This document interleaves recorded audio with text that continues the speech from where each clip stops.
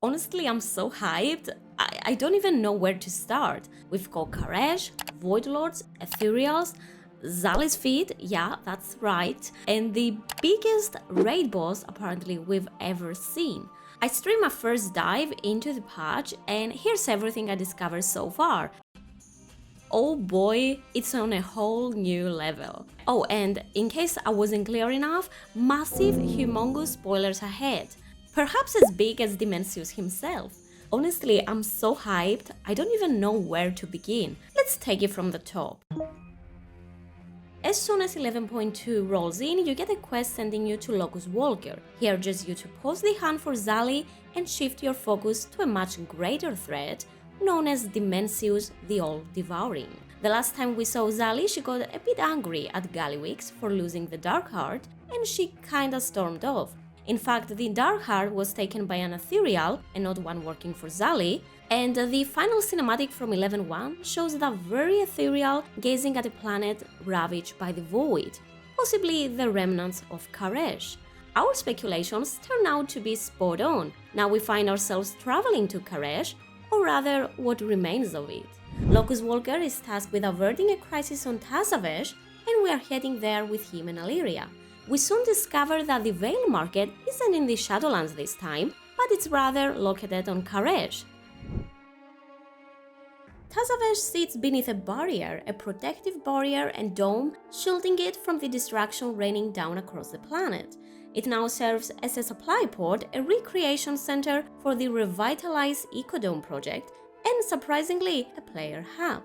Think of it as similar to the floating Dalaran, but instead of current Tor mages, you now see brokers and ethereal NPCs wandering around. I always thought it was kind of a shame we didn't get to explore the magnificent Tazavesh, but that was kind of normal at the time, as it was a mere dungeon. Well, now being our new base of operations, we get to see it in its full glory. And even better, the art team had to add exterior design too, so we just have to talk about the big purple elephant in the room. And of course I'm talking about the amazing skybox. This isn't our first glimpse of Karesh, we actually saw it through the eyes of an Ethereal, as I did mention before in the Undermine cinematic. But seeing it in-game? Well, that's something else entirely. Void rifts, meteors, a shattered sky, it's everything you will expect from a world consumed by the Void. The atmosphere is absolutely nailed. The Karesh map is also quite interesting too. There are floating islands and, as you will expect, flying is enabled right from the start. We all love the convenience of flying, don't we? If you were a fan of the Netherstone back in TBC, I'm sure you're gonna love this zone. It features ecodomes acquired from the Consortium that will help restore life to Karesh. Someone could definitely say that this zone feels like it borrows the best elements from Argus and Korthia, the best out of the two worlds. For one, the mobs are more spread out, which is a big change for a 0.2 zone. It feels a bit like Barrens, like a dune environment, and the bluish sand contrasts nicely with the void meteors, creating a beautifully executed setting. Overall, the atmosphere is refreshing. It's a welcome break from the more underground zones we've seen for most of this expansion.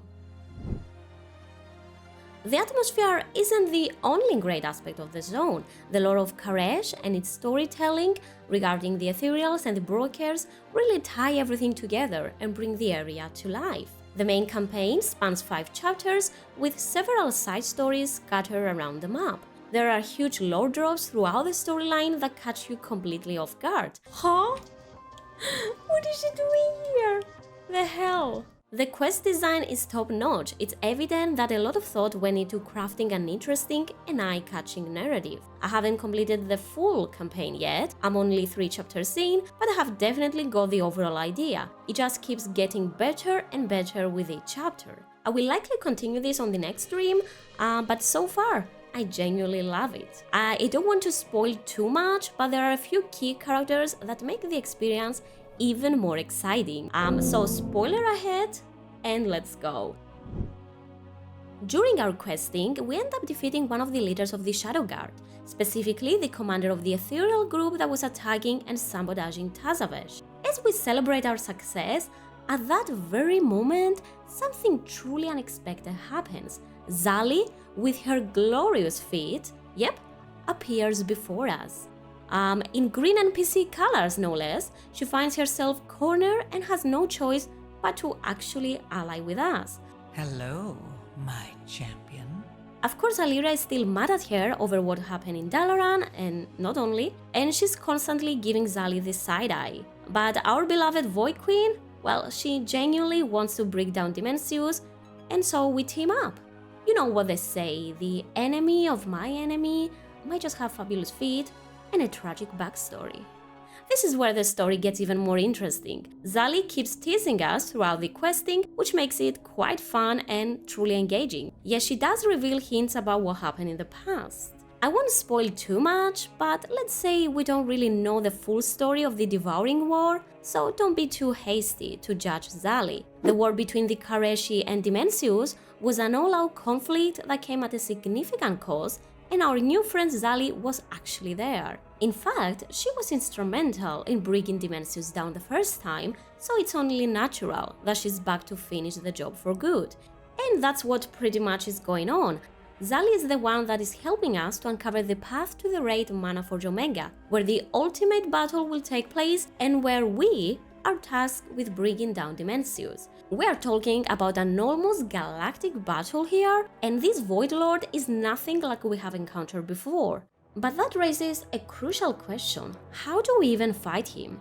Dimensius is entropy incarnate, he devours entire worlds. How can a mere mortal, a fleshling, even hope to take him on? Well, our dear friend Zali, being a being of the void and incredibly clever, has a few tricks up her sleeve. She can perform a ritual from across the great dark beyond to transform us into energy beings, much like she helped the Kareshi during the Devouring War. This transformation is actually the only way we can hope to withstand the overwhelming power of Dimensius without being completely obliterated. For Zali to perform such a ritual, she needs a catalyst, a conduit, and that's where the Rishi ribbons come in. These powerful artifacts, originated from old karesh, were used to transmute mortals into energy beings, allowing them to withstand Dimensius' aura. We receive one from Locust Walker, but one is not enough. We have to gather more from the floating islands around Karesh. Meanwhile, Zali gives us the new artifact cloak, the Rishi wraps, but again, we do need additional ribbons to stand a chance against Dimensius. This is also where the second character comes into play, and is none other than Venari. Everything I've done has been for Karesh. The one positive aspect to come out of them all. Venari holds a significant position and is a holder of one of the ribbons. However, true to form, she doesn't hand it over easily. She gives us a lot of work, which is explained quite logically in the storyline, and by the end, we do secure our second ribbon. I do like that Zali and Venari share a nostalgic moment, and of course, Zali doesn't hesitate to judge her a bit. Seeing the dynamic between these two characters is something I haven't experienced in WoW in truly a long time. Maybe I'm a little biased. I mean, after all, these are two of my favorite characters, but what do you think? Am I the only one freaking right now about these two mysterious beings sharing a past together? I don't know, it's truly refreshing to see them interact, and yeah, I think it's really engaging storytelling. And once again, I'm truly blown away by the fact that we actually get to work alongside Xal'atath. I mean, she might do some questionable things here and there, but every move is quite strategic. Her character development is one of the best in the game right now, and she clearly plays a role in developing the monstrous nature of Dimensius.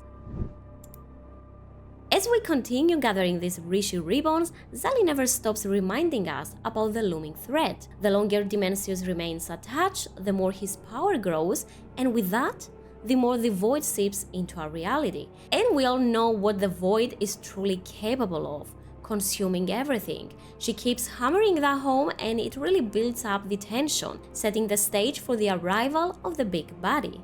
I'm not really sure if Zali will eventually appear in the journal as a boss, but one thing's for certain, she's rational, yet clearly not laying all her cards on the table. We can all but wait for the story to fully unravel, but she certainly doesn't align with those unexpected, out-of-nowhere villains that we've seen in the past.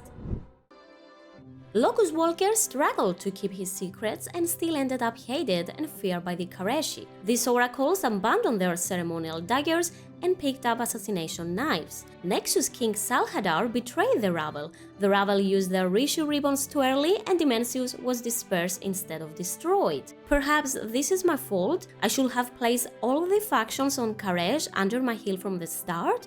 Or perhaps there was nothing that could have been done. Life is chaos. Even if one controls vast cosmic power, there are still events out of your control. No use crying over shattered worlds, is there? After reading this, one thing is clear. It shows that Xal'atath is actually feeling the weight of her choices, reminding us that she's not some flawless, unreachable entity. She's someone you can emotionally connect with, and that depth makes her arc so satisfying. Maybe I did spend a lot of time on this story, but honestly, if the story isn't compelling enough, there's not much reason to invest in the patch to begin with.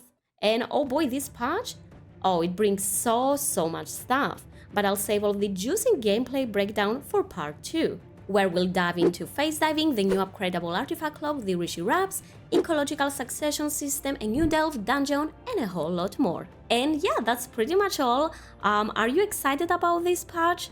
What do you think? Do you agree with me? Do you disagree? Let me know in the comments. And as always, thank you so much for sticking around until the end. Make sure to drop a like if you have found this video helpful. Don't forget to subscribe for more WoW coverage and hit the bell to stay up to date.